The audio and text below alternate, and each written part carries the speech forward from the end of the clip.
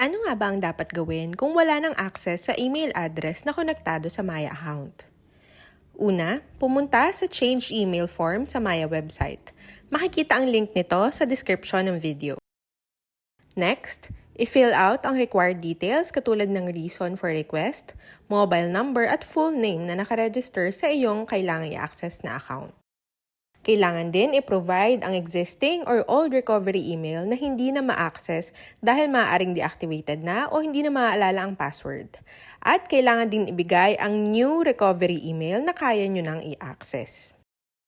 Next, i-attach ang mga required documents katulad ng valid ID. Makikita sa kanang screenshot ang listahan ng mga acceptable na valid IDs. Ngayon naman ay i-attach ang soft copy ng iyong pirma at picture ng sarili na hawak ang valid ID. Siguruhin na ang format ng mga ito ay naka-PNG, PDF, or JPEG. Para sa mga users na naka-basic lang at hindi fully verified ang account, kailangan magbigay ng additional requirement para mapatunayan na kayo ang may-ari ng SIM card na konektado sa inyong nais i-recover na Maya account. Maaaring ibigay ang picture ng iyong SIM card packaging kung saan makikita ang mobile number ng iyong SIM. At kung ang account user naman ay naka-postpaid, ipakita ang pinakabagong Statement of Account o SOA mula sa iyong network provider kung saan makikita rin ang mobile number ng iyong SIM.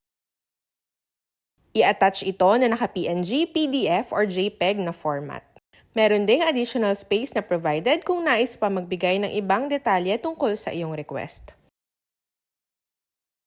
I-download at i-fill out ang parental consent form na makikita sa Maya website.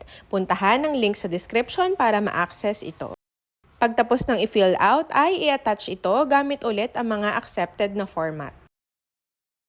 Next, i-attach ang valid government-issued ID ng parent or legal guardian. Parehas din ang listahan ng mga acceptable IDs na tinatanggap. I-attach rin ang PSA or NSO copy ng birth certificate ng minor at proof of legal guardianship kung hindi magulang ang magpaprocess ng request. I-review ang mga binigay na detalye at ang mga inattach na pictures at documents. Kapag okay na, ay i-tick ang mga binilugang boxes sa baba at i-click ang submit. Kapag na-submit na ang request, ay makakakuha ka ng tracking number.